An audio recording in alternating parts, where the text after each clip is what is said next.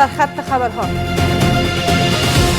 تاکید افغانستان بر سرگیری همکاری با سازمان شانگهای.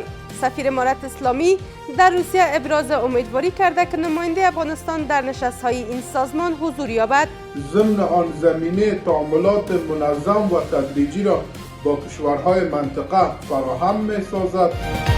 آغاز کارزار تطبیق واکسین پولیو در 18 ولایت کشور. در این کارزار 7.3 میلیون کودک زیر 5 سال واکسین می‌شوند.